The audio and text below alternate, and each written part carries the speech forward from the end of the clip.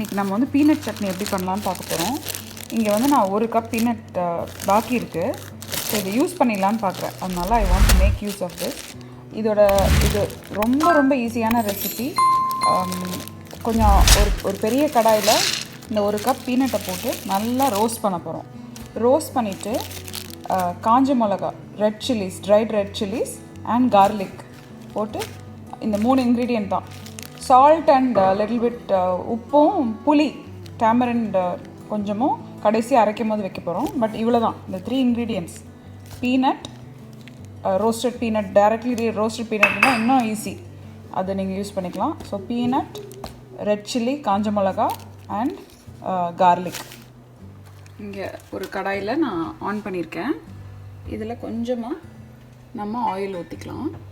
Dry roast பண்ணுறதுக்கு பதிலாக கொஞ்சமாக ஆயில் ஊற்றினா கொஞ்சம் கோல்டன் கலரில் வரும். பண்ணிவிட்டு நல்லா ஸ்லோ ஹீட்டில் கோல்டன் ப்ரௌனில் பண்ணுறோம்.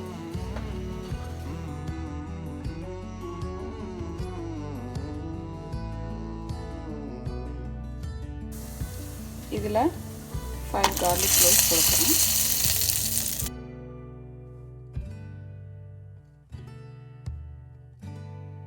இது ஆல்மோஸ்ட் ரோஸ்ட் ஆகிடுச்சு நல்லா.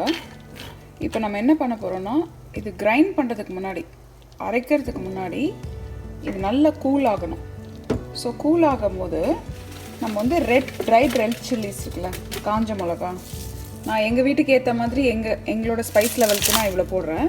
நீங்கள் உங்கள் ஸ்பைஸ் லெவலுக்கு கம்மியாக கூட போட்டுக்கலாம். இந்த ரெசிடியூவல் ஹீட்லேயே இதை ரோஸ்ட் பண்ணட்டும். இது நீங்கள் ஸ்டவ் ஆஃப் பண்ணிவிடுங்க. ஸ்டவ் ஆஃப் பண்ணிவிட்டு லெட் இட் கூல் டவுன். நல்லா கூல் ஆகணும். அந்த ரெசிடியூவல் ஹீட்லேயே இந்த ரெட் சில்லிஸோட இதை நல்லா கொஞ்சம் டாஸ் பண்ணிவிட்டு கூல் ஆஃப் பண்ணி விட்டுருங்க. இது கம்ப்ளீட்டாக கூல் ஆகிடுச்சு. நான் இப்போ என்னோடய மிக்சர் ஜாரில் இதை நான் ட்ரான்ஸ்ஃபர் பண்ணிடுறேன். ட்ரான்ஸ்ஃபர் பண்ணியாச்சு. இதில் வந்து கொஞ்சம் புளிப்புக்காக 1/2 டீஸ்பூன் டேமரிண்ட் பேஸ்ட்.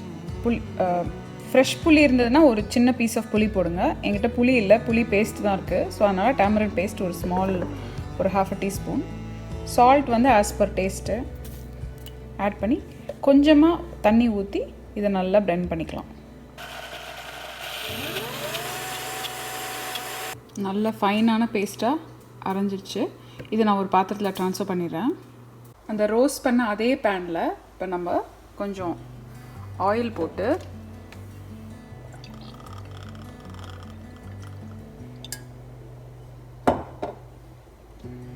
நல்ல ஆயில் ஹீட் ஆனோடனே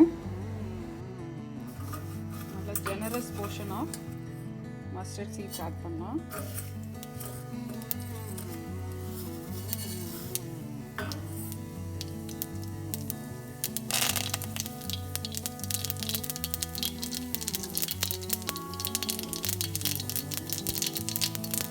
ட்ரான்ஸ்ஃபர் பண்ணி வச்சுட்டதில் இப்போ நம்ம ரோஸ்ட் பண்ணி வச்ச இதை ஆட் பண்ணி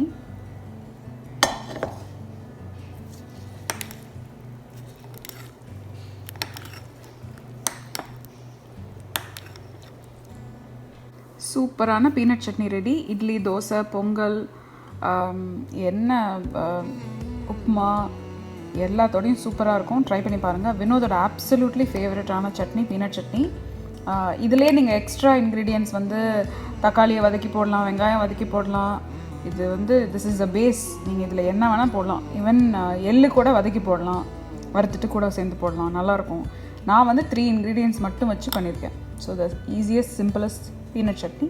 ட்ரை பண்ணி பாருங்கள். ஆஸ் ஆல்வேஸ், தேங்க்யூ ஃபார் வாட்சிங். Like, share and subscribe to my channel and happy cooking.